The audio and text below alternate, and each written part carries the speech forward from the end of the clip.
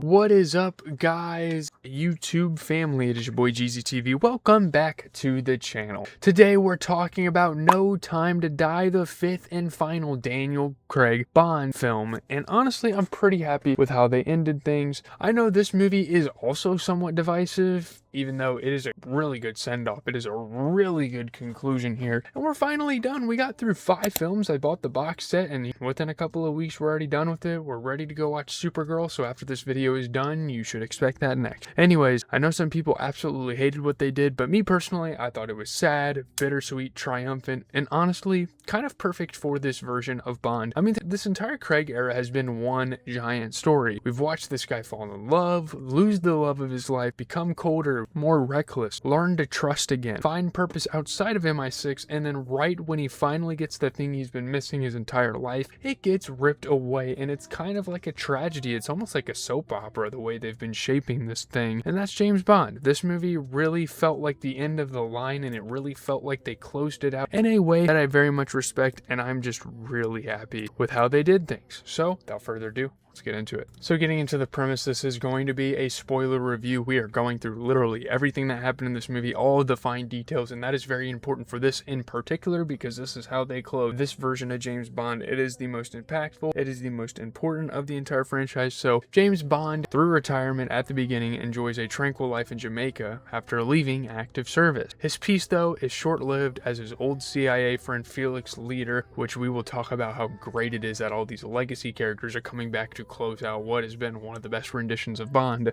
He shows up and asks for help. The mission to rescue a kidnapped scientist turns out to be far more treacherous than expected, leading Bond on the trail of a mysterious villain who's armed with a dangerous new technology. It's kind of this compound. It's pretty much Compound V from The Boys, but a little more grounded, a little more scientific, and they obviously put thought into it. And obviously Madeline Swan gets involved. It's this whole thing. There's a backstory with her. We can get into it all in a second. I was just kind of trying to bring up what happened here. Starting with the good, once again we have to bring up Daniel Craig, as this is his final performance and damn near one of his most important performances as James Bond. I think Craig finally gets to show emotion here. After 4 previous movies of him just being a cold-blooded assassin that just wants to get a mission done, I think finally he really gets to show some acting skills and some compassion. That's what really stood out. This Bond smiles, jokes, loves, becomes a father, actually seems happy at points, does all of this stuff, and when things start going wrong it hurts more because we've never really seen this side of him before. And I think this movie in particular, with all of the implications, with all the storylines and the plot lines and the writing, really allows it to bring it out. And this movie almost feels like a legacy mission. He's retired, done, has nothing left to prove, and then he gets dragged back into one final adventure where an old friend of his asks for a favor. It's almost surreal watching him because you know it's ending, you know it's the final movie. They're not going to go past 5 because that is the tradition for every single rendition of this thing, and you obviously see the message at the end. We can get to that in a second, but there you go. The film knows it, Craig knows it, the audience knows it, and I think that's why his performance works so well. Again, he is so effective. And this finally feels like one giant story. I think this is exactly what they needed to tie it up in a nice, neat bow to kind of give us this final film. I actually really appreciated how much this movie remembered everything. Plot lines are getting tied together. There's closure all over the place. Vesper obviously still matters from a mental and psychological point for James Bond here. Madeline's backstory gets expanded. She gets a little bit more merit as a character and a little bit more interesting things going on. Blofeld still matters in the grand scheme of things. Spectre, Felix gets brought in. Everything comes together and they remember where they came from. They're able to use elements from past films, use current events to really come together and make a great story. This is one of the more grand, one of the more dramatic of the franchise, and rightfully so. The movie never forgets its own history, and I love that. Too many times you see logical writing mistakes from all of these big time franchises from people who are supposed to be experienced in this department, and it sucks. Sometimes franchises completely ignore it. This doesn't. It actually rewards you for sticking with Craig's Bond from beginning to end, and trust me, that is a long process. It is 10 to 15 hours of screen time here. It was worth every moment of it because we get closure on the character. And Bond and Madeline, although I'm still not a big fan of the romance, I still don't think Madeline's the most suitable as like the final girl, the one that he finally finds happiness, wants to start a family with the one, although I'm not all the way convinced that she seems the right one given her shady backstory with him. I don't think Madeline is Vesper. I feel like all along they should have damn near went in reverse order and had Vesper Lynn become the one. She's not even close to that, but this relationship works way better than it did in Spectre. I was a little thrown off with how it was introduced, and I definitely bought it more here. I think Lea Seydoux gets a lot more to do. I think her character is a lot more expanded, and I knew they were going to be able to kind of pull some stuff off with her. So there you go. They did it. I mean, she's tougher, more involved, not just standing around. And I actually like seeing Bond trying to settle down and trying to have a family, having this kid, and maybe even teaching her his ways. Obviously, he doesn't want her to become a 007 agent, and obviously the ending that we got doesn't really allow him to do that, but it's still great to see him attempt to become a father. Honestly, it feels impossible for the lifestyle, and throughout this franchise, it felt impossible. This rendition, it felt impossible for him to escape the spy life for a little bit, retire, because there was always things coming up, but no, he was able to do it. This dude has spent his whole life killing people, drinking, sleeping around, going from mission to mission. You almost start asking yourself, can this man actually have a normal life? I think the movie's answer is no, though, at the end of the day, crazy enough, because even when he finds the one, he can't. Right when he finds peace, it's all over. He dies. He's not able to escape the mission alive, and that's obviously a very tragic thing that this one paints. And getting into Safin, I know Blofeld should be the main villain, but Safin takes it over for the incarcerated and eventually deceased, spoiler alert, Blofeld. And shout out to Raimi Malek. The dude just looks unsettling. I'm sorry, I'm not trying to like offend him or make fun of his appearance or anything, but he does look like an unsettling actor. So when you see him in the pre-credits, you're like, yep, this is going to be awesome. He's going to be a great villain. Obviously, I've seen him in stuff like I, Robot. The man has been all over. He's been in a lot of war movies as well. He's just perfect for weird, creepy characters. Safin is disturbing. There's all sorts of things. Like, he has this weird ass burnt up mask. He's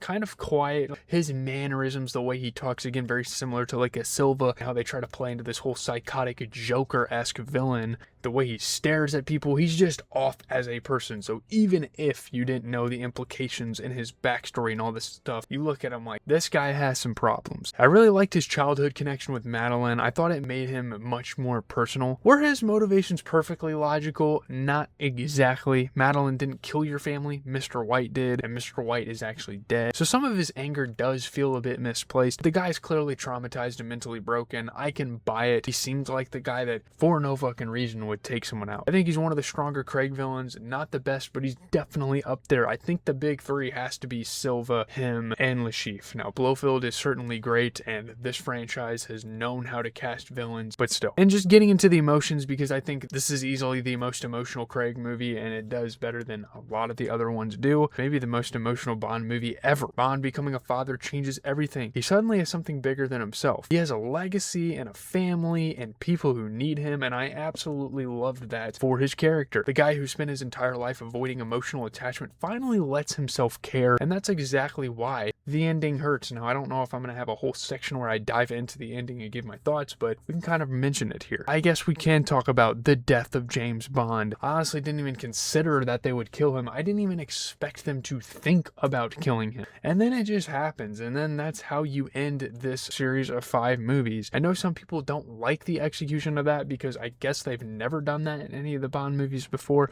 I mean, realistically, him getting shot doesn't necessarily look like something that should stop him from escaping. I mean, this guy gets blown up, he falls off buildings, all this shit happens. I get that, but emotionally, the scene worked for me. The last phone call with Madeline, she has your eyes. He says, I know, twice, and man, that is good stuff from a dramatic, from an acting, from a writing standpoint. And then the missiles come down, Bond gets blown to pieces. It's a very sad moment, but it's also triumphant. He dies saving everyone and a hero. And honestly, for this version of Bond, it almost felt inevitable for some reason. There were certain vibes in the air. He was never going to have a normal life. The second he found something worth living for, he had to lose it. That's just his luck. That's just how things were going for him. That's kind of been his story this entire time. He was born to kill, and ultimately, he died protecting. It's actually pretty poetic. Getting into the bad, I did talk about like the father-daughter. I'm gonna be honest, Mathilde didn't fully click as like this daughter in his life. I like the idea. I really do. I like the idea of James Bond having a kid, because anytime a hero or some big figure in a movie has this sort of moment, you can become excited about what that could mean. Obviously, George of the Jungle having a kid, that's a dumbass example, but I love the fact that Bond has a daughter. Something about this just feels off, and something feels like it's not very genuine, and they didn't really execute it very well. I never fully felt like it. Maybe it's because they don't spend enough time together, or because the movie has so much going on. I don't know. I like it conceptually more than I loved it emotionally. Again, it is a really cool thing, and obviously it sucks that we had to wait till the final movie to get this because Bond was busy fighting the final mission. Safin could have been developed a little more. Again, even for as much, I will have some negative things to say. This movie definitely has some flaws. For how much I like Safin, underdeveloped might not be the right word, but I definitely wanted more out of him. I wanted more screen time out of him. I wanted more movies where he was involved. He got good screen time in this movie. Individually, he should have been in previous movies. He should have been introduced earlier, maybe even in Spectre when the whole organization was being revealed, because his connection to Madeline is really interesting. I just think we needed more time with him, and especially since she made a reference to her hurting the guy or shooting him in that movie. And Lashana Lynch as 007, I don't know. I don't dislike her. I think she's fine as an actress, but if we're being honest, Ana de Armas stole every scene she was in. Now, I know she wasn't very much involved, and I know she didn't have a lot of screen time, and you guys are probably going to say, oh, you're only saying that because she's hot or whatever. I completely understand where you guys are coming from. I almost wish Paloma had her role. I almost wish she took over as 007. I think the concept is really cool to have him retire and naturally another 007 come in. He comes out of retirement. They kind of pair together. They kind of butt heads a little bit because, oh yeah, I took your job or whatever. Nothing against Lashana Lynch, but Ana de Armas is electric, and this was one of the big roles of like a very illustrious career. Like, she's a legendary actress in the making, and she obviously has done more action flicks similar to this. You know, we compare this to John Wick all the time, and ironically enough, she was actually in Ballerina, the spinoff show. But every second she's on screen is fun, and then she leaves. I wanted way more out of that, and it's kind of partially like I don't care for Lashana Lynch as a agent. I don't really believe it for a second, even though she has some badass moments, and Ana de Armas not getting enough screen time. So we're gonna leave it off as that. Getting into the okay, again, I'm just mixed on the action. It's never ever probably going to touch Skyfall level just because Skyfall is such a good movie in terms of that. And the action is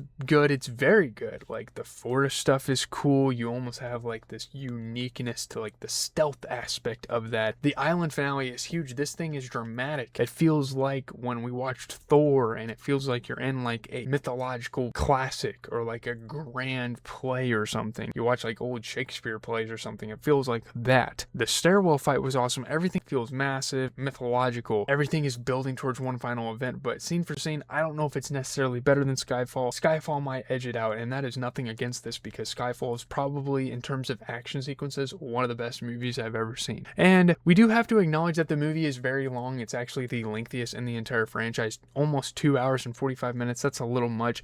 I think it deserves it. I think it earns it. And I was never really bored. I was never really taking that into account when I was watching the movie. I was like, okay, it's 2 hours 43. It's the finale. And that's what a lot of companies do strategically in Hollywood when it comes to closing a movie or a TV show. We saw it with Stranger Things. They make things longer so it feels grand. You're wrapping up 5 movies. You're ending Daniel Craig's Bond, killing James Bond actually as well. You need time. I think the movie mostly justifies it. I'm not going to really complain about the pacing or anything or how that was executed. So there you have it. Let's get into the review. So getting into the review, I really like this movie. I don't necessarily think it's a perfect film. I don't think Madeline is an all-time Bond girl or Safin is the greatest villain ever, but I love what this movie represents. I love what this movie did for the franchise. It is debatably the most important movie in the entire franchise. It's emotional, grand, remembers its history, finally allows Bond to be human, and it gives Daniel Craig something that almost no Bond actor gets, a true ending, where it gives him some really good closure as one of the most legendary movie characters ever, and his rendition of it, the way it ends, is so unique that you gotta marvel at it, and whether people like it or not, that's pretty damn ballsy. And by the way, I will show a ranking for my Craig movie. At number 5 is Quantum of Solace.